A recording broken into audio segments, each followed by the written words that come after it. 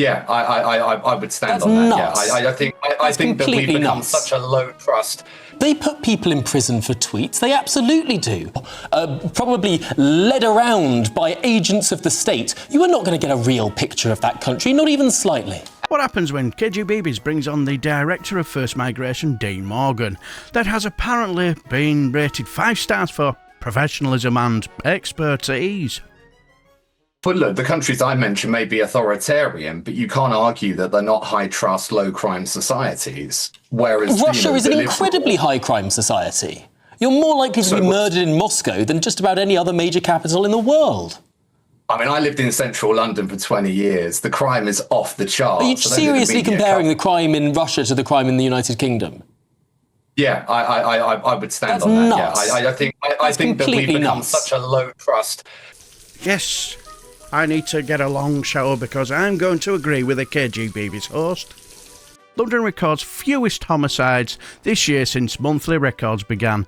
The number of murders in the capital in the first 9 months from the 1st of January to the 30th of September of 2025 is the lowest since monthly records began and represents a fall of almost 60% compared to 2003.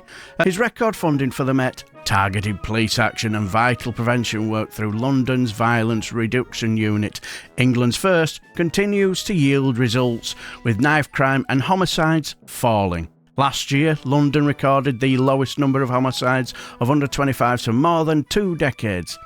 The latest figures also reveal 1,154 fewer knife crime offences in the 12 months to August 2025, a 7% drop, and a reduction in hospital administration of under 25s for knife assaults in London in the 12 months to June 2025. The number of homicides in London in the first 9 months of 2025 was lower than any year since monthly homicide records began in 2003, according to new analysis from Mayor's Office for Policing and Crime, or MOPAC. But you spout your Russian propaganda. You know, high crime society. I mean, most crimes go unrecorded. People are going to, I mean, put it this way, I could tweet freely in Russia compared to here, couldn't I? No, you can't. They don't put 12,000 people a year in prison. They put people in prison for tweets. They absolutely do. A Moscow court has sentenced a local man to 8 years in prison for spreading false information about the Russian military and jeopardising state security. Salim Kamina, sorry if I butchered it, I do apologise, 36, was detained in October 2024 and accused of posting false information about a Russian missile strike on an apartment building in the Ukrainian city of Uman, sorry if I butchered it, that killed 23 civilians in April 2023 on popular Russian social media platform VK. Or how about a 72-year-old Russian woman receiving a 5.5-year prison sentence for sharing anti-war messages on social media platform VK, in the latest example of the Kremlin's crackdown on citizens criticising the government online. Evgenia Mayaboroda, sorry if I butchered it, a resident of Russia's Rostov region, was found guilty of spreading calls for extremist activity and alleged military fakes motivated by political hatred, according to the Russian digital rights organisation Net Freedoms Project. Local prosecutors said that Mayaboroda reposted information about the number of Russian soldiers killed in Ukraine and shared an emotional video on VK.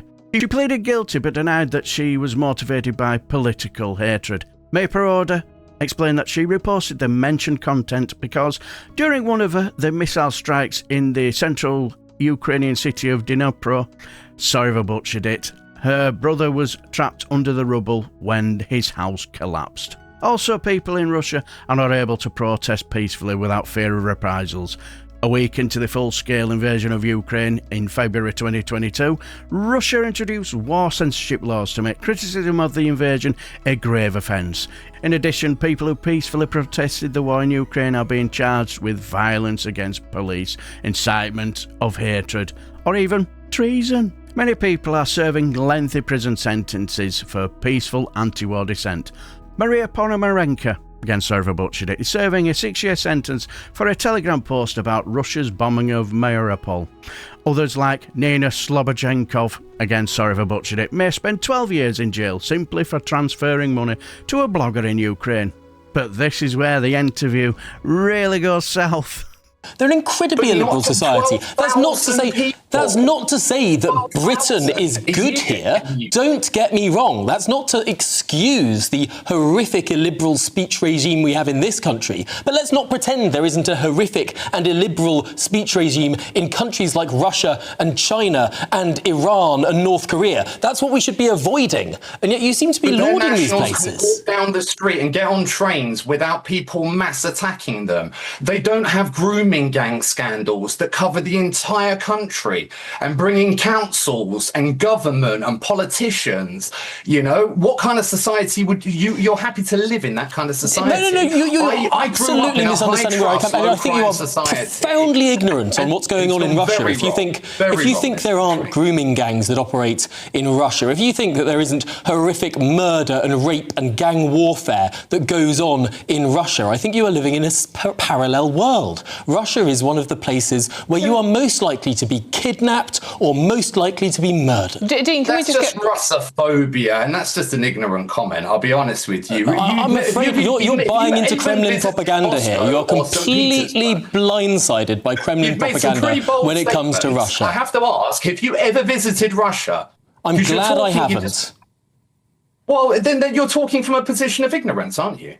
I'm not talking from a position of ignorance because Because I can you're making see. allegations about how degraded and how crime-ridden. Absolutely, because I can look at the data, I can look at the international observers, I can see respective going to one place and having a showboated tour, probably led around by agents of the state. You are not going to get a real picture of that country, not even slightly.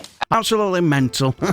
Something tells me that those supposed 5 stars for professionalism and expertise should be taken with a massive pinch of salt. I would say a massive bagful, actually. Also, I love the way that when his utter nonsense was being totally obliterated, he then goes to the old faithful of getting on a train. He's more like trying to survive a full-scale war zone, and women and girls are constantly at the threat of every Muslim man, every corner of every street, and that's before they even leave their houses, because a KGB's host made him look like a complete Burke. But what do you guys think? Why is KGB's giving this Burke a platform to give his utter nonsense legitimacy? Let me know down below, and I shall bid you farewell and take care, my friends.